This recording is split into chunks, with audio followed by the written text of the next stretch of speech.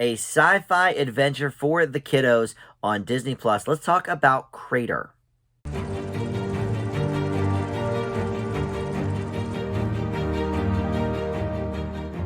Hey guys, Dan here. This is Dan Reviews It. Welcome to my spoiler-free review for the new film Crater. This is currently streaming on Disney Plus. It is an original film for them, and it involves a group of kids going on sort of their own kind of rogue mission. We'll get into the plot details here in just a moment, but this is one for kind of the whole family in that classic Disney tradition. But before we get started with the review here and my thoughts on the movie, I want to welcome you into Dan Reviews It. Thank you for finding this video. We've got a ton of great movie and TV reviews to check out. I try to post something new just about every day, at least 5 or 6 times a week on the channel here. Please consider subscribing down below. Would love to have you aboard in that capacity, or just like this video, share it on your socials, comment on it. All that stuff does help the channel out.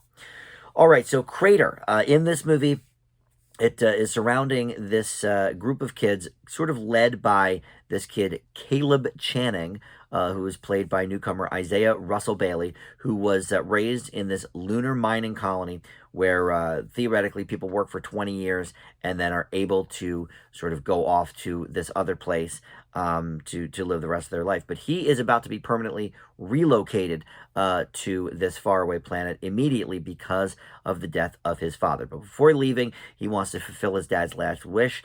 So him and 3 of his best friends, including this, or in addition to, I should say, this other girl, this newcomer who has sort of the codes to steal this rover to get them there, Addison, played by McKenna Grace. They hijack this rover for a nice adventure to a mysterious crater. She sort of tells them a little bit about her experiences on Earth. She teaches them baseball, for example, and they all sort of have their own different experiences. And the other kids here, played by Billy Barat, Orson Hong, and Thomas Boyce, most of which I really was unfamiliar with. McKenna Grace I've known in many things over the years, although I can't remember how recently I've seen her in something, maybe in the last year, but she's definitely grown up a good bit from when I first saw her, which was probably in the movie Gifted years and years ago, and she did a bit of a turn on Young Sheldon for a season or two, but she is by far the biggest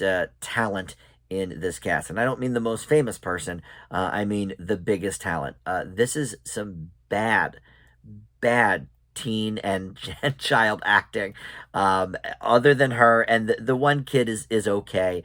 One of the kids, Orson Hong, oh my god, he's awful. And he has a lisp, and I think they were like, oh, the kid in Stranger Things has a lisp, and people like him, and oh, back in the Goonies, Data had a lisp. Let's get a kid with a lisp that is fine, but like he can't act either. So it's like you cannot understand quite everything he says, but then he also is terrible at delivering it.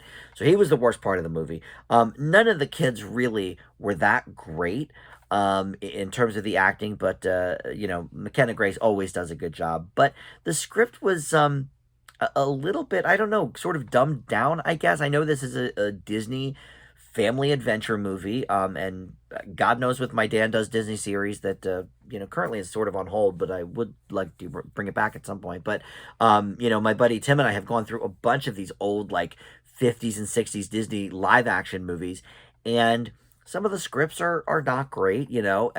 This particular script though has been around Hollywood for a while. It was originally in 2015 on The Blacklist, which is like the hottest unproduced scripts in Hollywood at the time. And Fox, I guess, had bought the rights to it, sort of languished in development hell for a while. And then Disney, of course, bought Fox and decided, oh, this might be a good movie.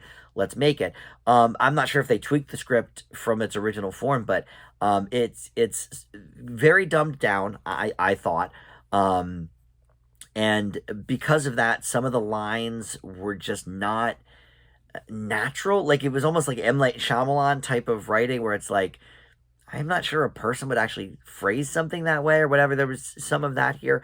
But here's the thing. This is actually a pretty good premise. I felt like it did have some things to say specifically about like the nature of sort of corporate America. Like, when they talk about some of the mining companies sort of plans and what you have to do and all this stuff. It was a bit on the nose, but it was, a metaphor for, corporations and that kind of thing. Okay, it was a little on the nose, but I got what they were going for then there. That part wasn't too bad. And certainly there's some lessons here, I think, for the kiddos about, learning about different people's, backgrounds and cultures and, being open-minded to things like that. So, all right, that's good for people. And I do like the premise. I thought, it was interesting enough. I think some of these kids that have real problems, maybe would not have been having such a good time. There's like a dance montage scene at one point, and I thought, all right, they didn't do that in the Hunger Games, but okay. This to me is not necessarily.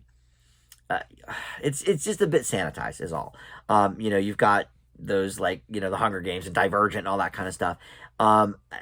Things maybe are not as dire for some in this movie, but it just seemed a little bit.